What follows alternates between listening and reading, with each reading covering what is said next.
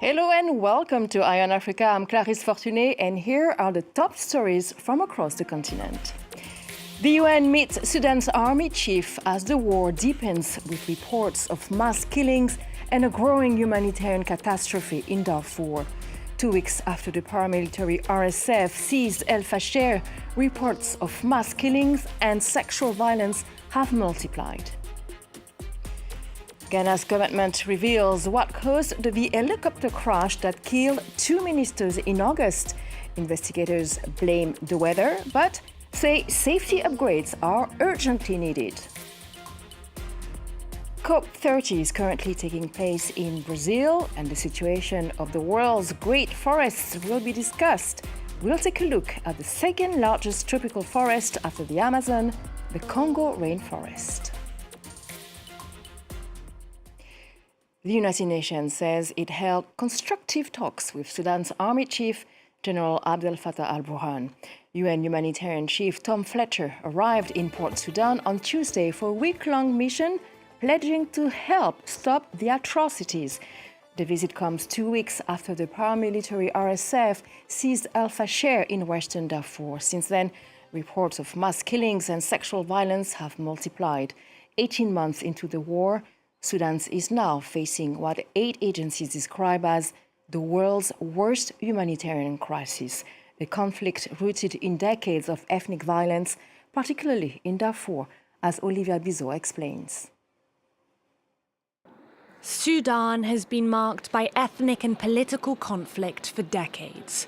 One of the most violent chapters began in 2003 in the western region of Darfur.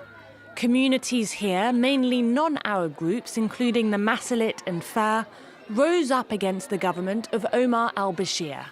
They said they'd been neglected and targeted and demanded greater protection and rights.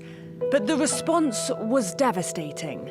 Bashir armed local Arab militias known as the Janjaweed to crush the rebellion.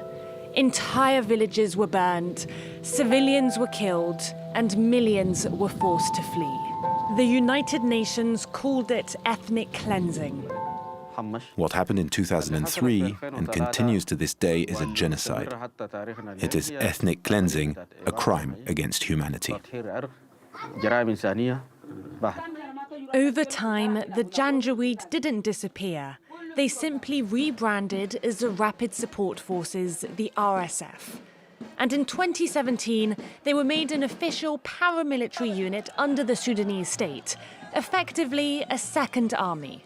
Bashir himself was removed in 2019 after mass protests and now faces charges at the International Criminal Court for alleged war crimes in Darfur. Then, in 2023, a power struggle erupted between the Sudanese armed forces and the RSF, plunging the country into a new war. Experts warn the tactics used by the RSF in Darfur today echo those seen 2 decades ago. We have seen that villages are banned, mass graves, systematic sexual violence, identical tactics that were used in the original Darfur conflict. But the Sudanese army isn't innocent either. Both sides have been accused of shelling residential areas, targeting civilians, and blocking humanitarian aid. It's become the world's worst humanitarian crisis. Tens of thousands of people have been killed, and millions have been forced from their homes.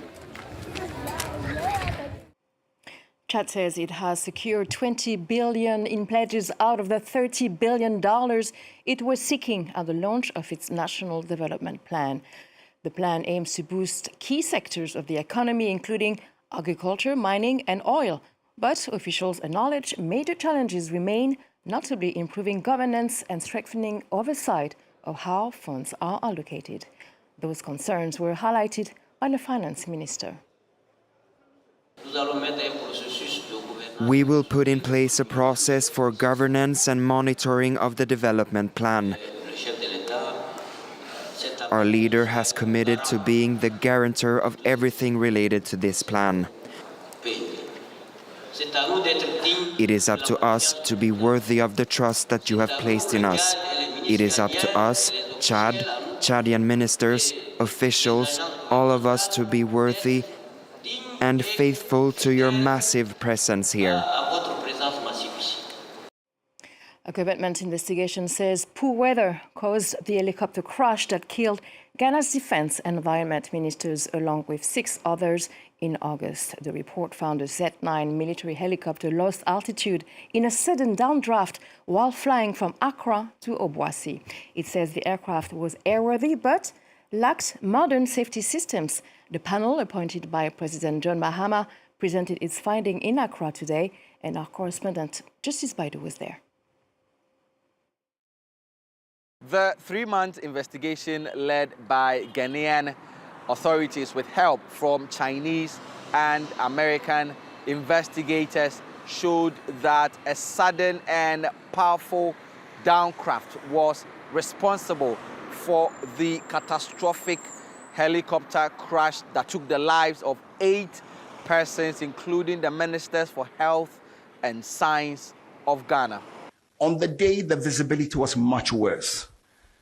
From eyewitness accounts, the visibility was down to close to 200 meters at some point.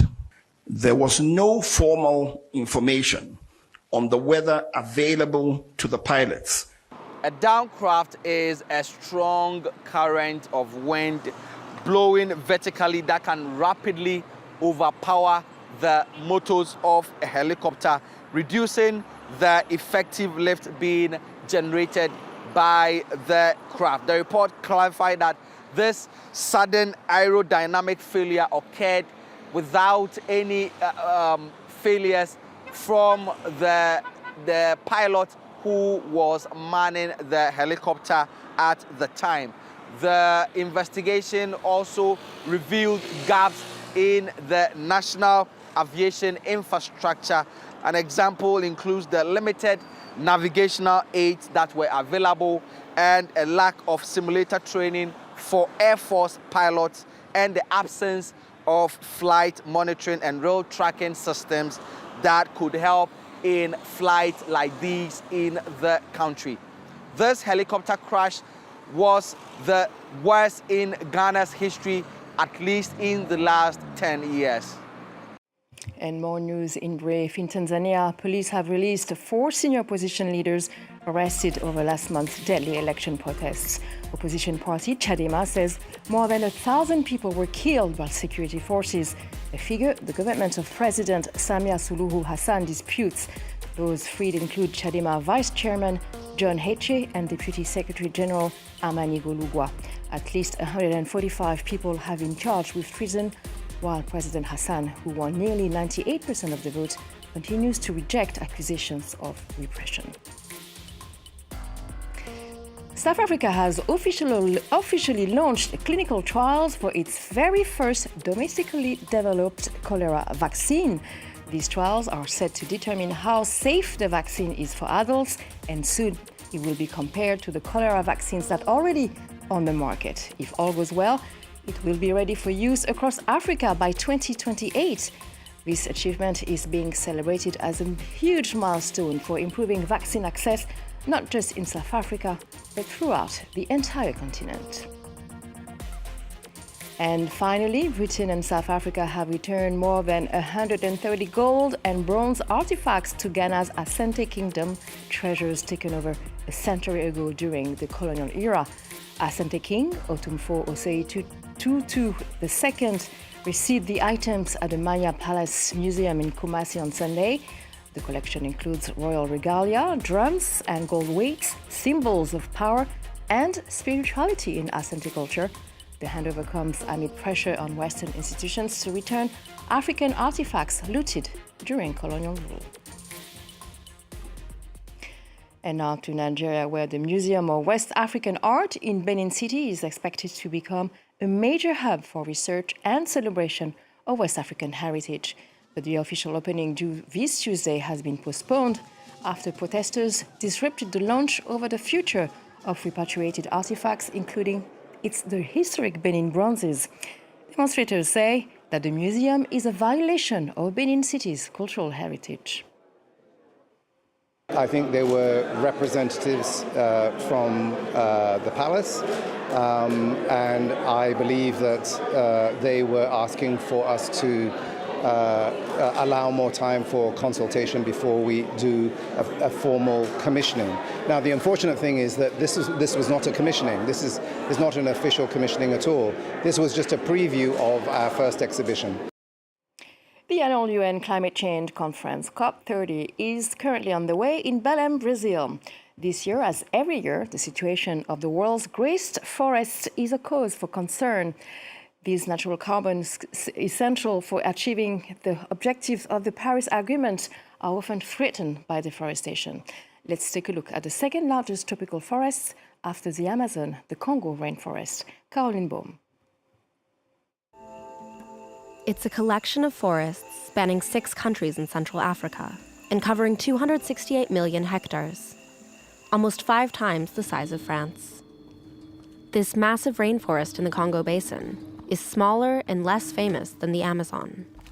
But with 91 billion tons of carbon stored in 2020, or 10 times the annual emissions of the global energy sector, it represents the largest net carbon sink in the world.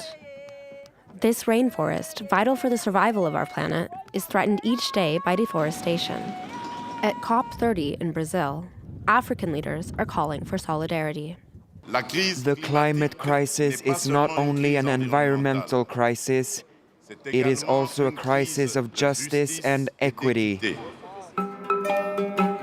The Democratic Republic of the Congo is home to the largest share of the Congo rainforest.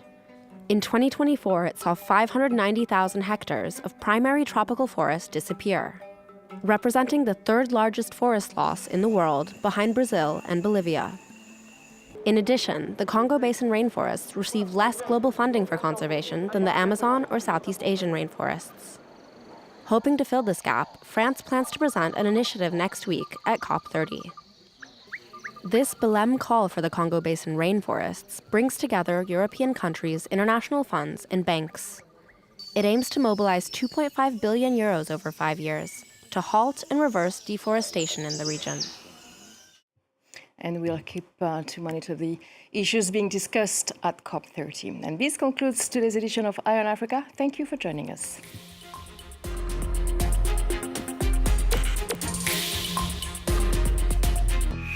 This week in Reporters, we take you to the heart of the Brazilian Amazon. As the country is hosting COP30, a controversial road-building project is underway. The BR-319, abandoned for many years, has just resumed construction under the government of Luiz Inácio Lula da Silva, who's convinced that the region can be developed while protecting the flora and fauna. But this road provides prime access to illegal foresters and could have unprecedented ecological and health consequences. Watch Reporters on France 24.